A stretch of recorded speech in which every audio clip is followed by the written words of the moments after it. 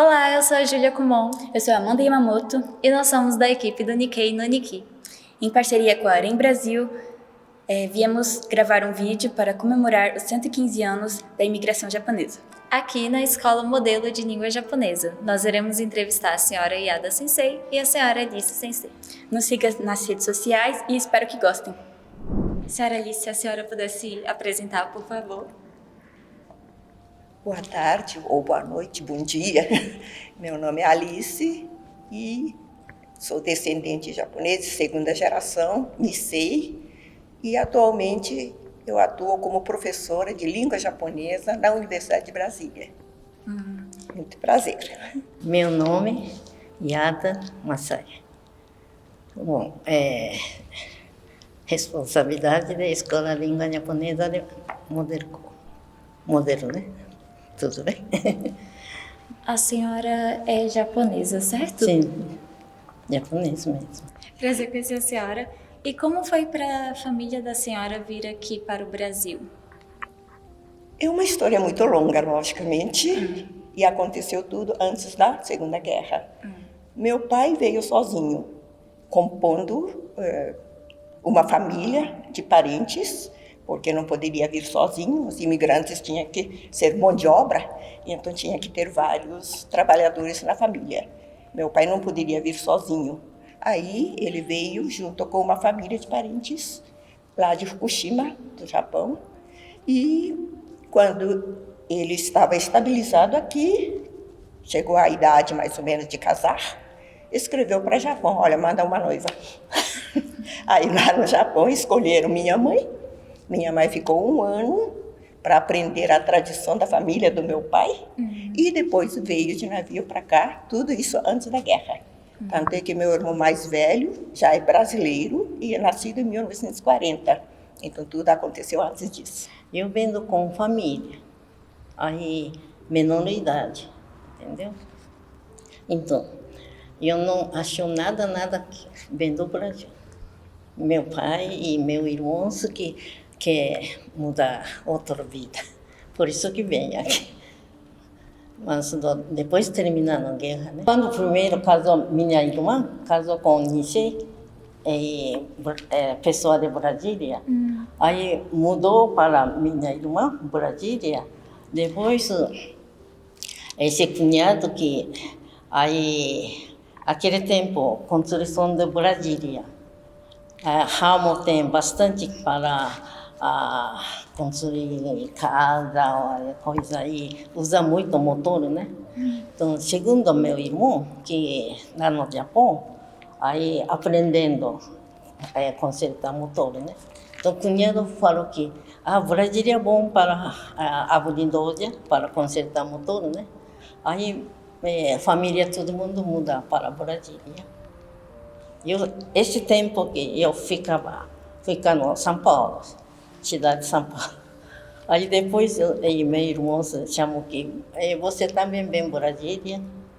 Aí cheguei a Brasília. A senhora veio também. Quais foram os desafios enfrentados como imigrante japonesa? Olha, meus pais sofreram muito por serem imigrantes de um país inimigo, não é? Minha mãe, que tinha uma educação, ela nunca tinha trabalhado no Japão, nasceu numa família abastada, era estudada para a época, né? Ensino médio mais ou menos, não é?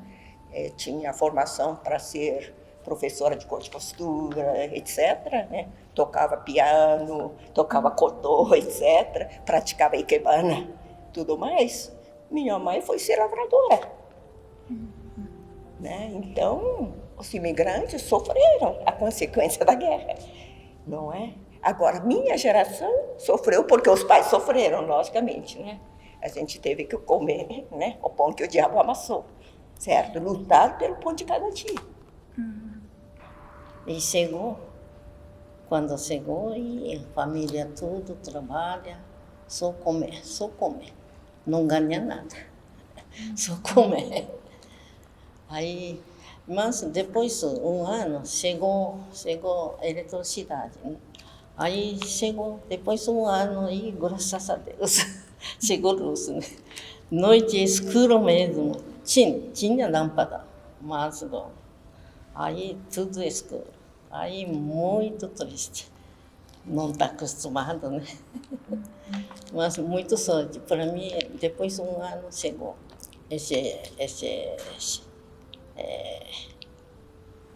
do fazenda, tipo fazenda, né? Família tudo japonês. Então, tudo, もう家族が日本なのね。日本語だけ。Só japonês. Língua japonesa só. Família tudo japonês.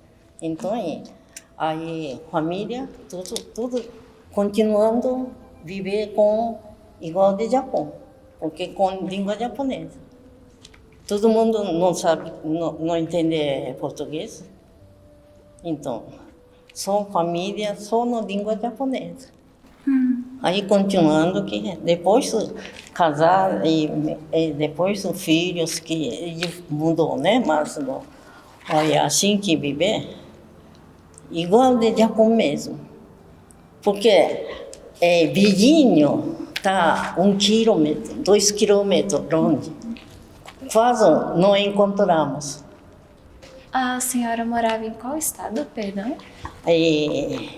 Paraná, estado do Paraná e cidade de Londrina. E Londrina para mais 30 quilômetros.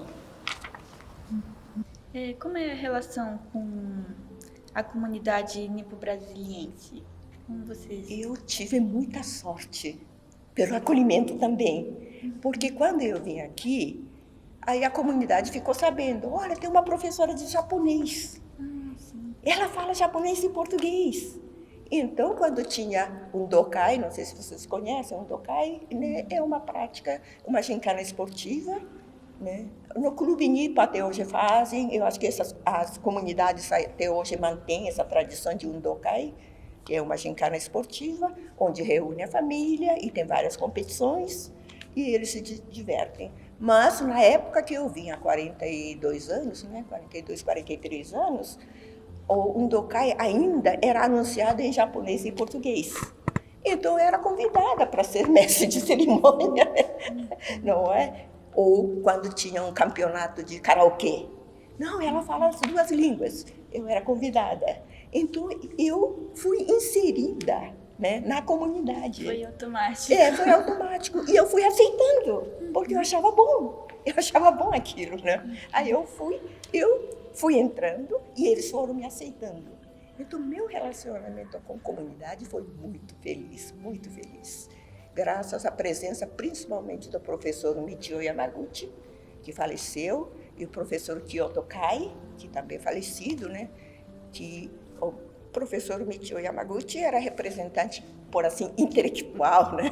Certo? Da comunidade. Ele dava aula de japonês no Itamaraty para diplomatas. Ele era formado em Direito no Japão, né? E o professor Kyoto Kai era representante da atual FEAMBRA, não me lembro se na época chamava FEAMBRA, e também ele representava a comunidade budista lá do templo, né? Shinbudista, né? Shinbudista que chama? Lá do final da Asa Sul.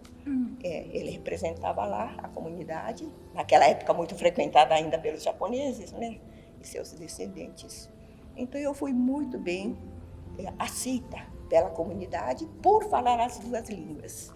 Comunidade como nossa agora tem bastante com amizade com FEAMBRA. Então, FEAMBRA ajuda muito para a escola de língua japonesa.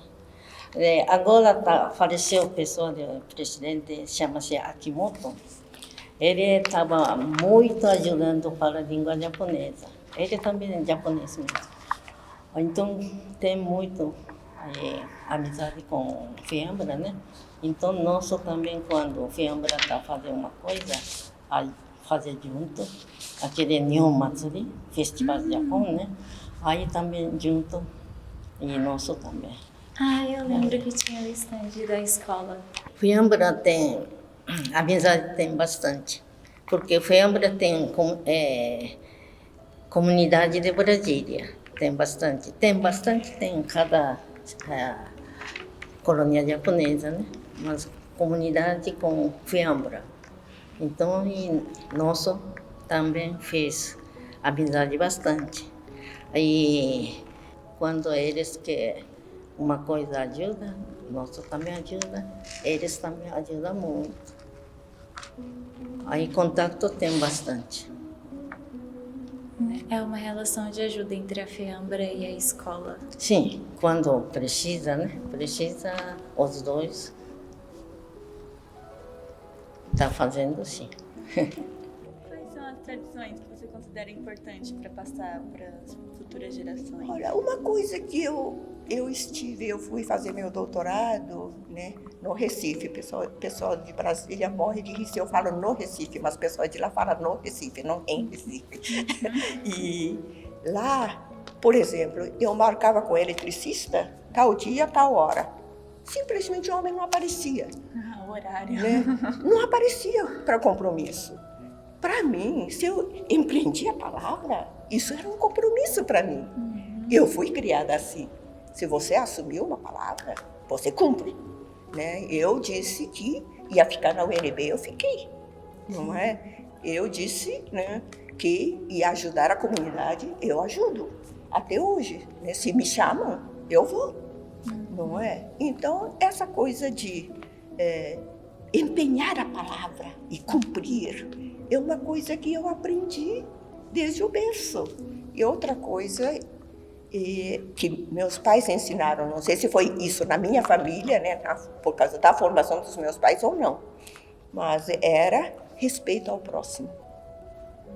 Porque eu fui criada na zona rural, todo mundo andando descalço, eu tinha que esconder sapatos, né, na moita para ir, porque meus pais não deixavam a gente ir descalço para a escola. Mas aí tinha, por exemplo, o vendedor de banana, eu até hoje lembro, né, um senhor negro, né, seu João.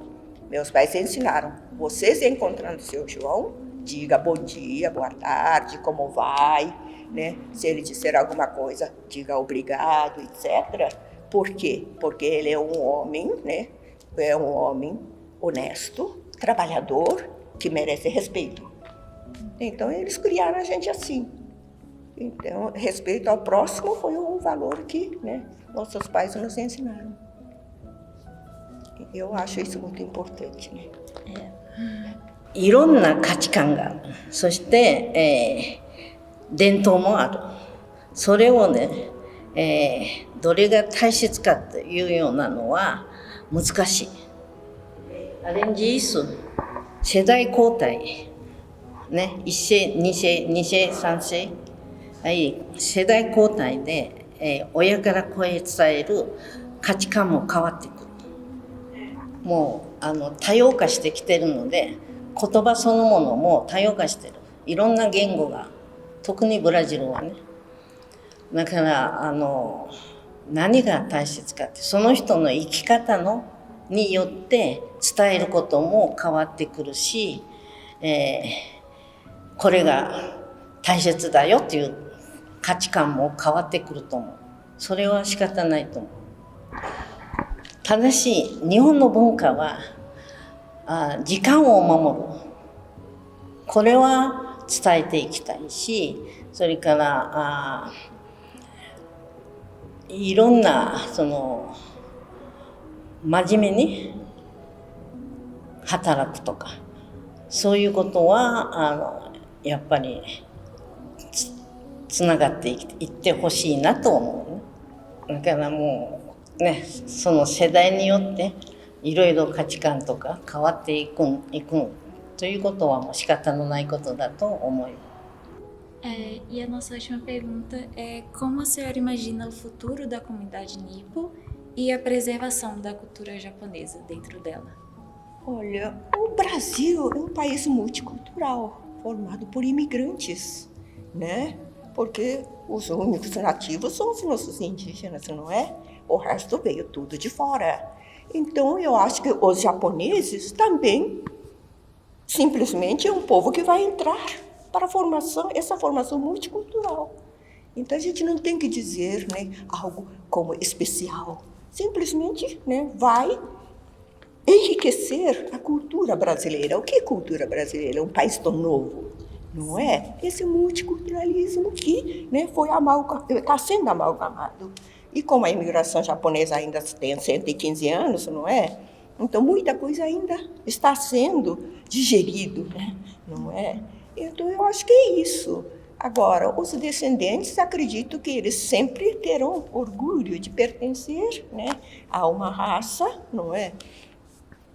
Como qualquer outra raça, eu imagino. Não por ser japoneses, mas eu acho que outras raças, né, alemãs, italianas, etc., sentiriam a mesma coisa, orgulho de pertencer, né, ter uma raiz.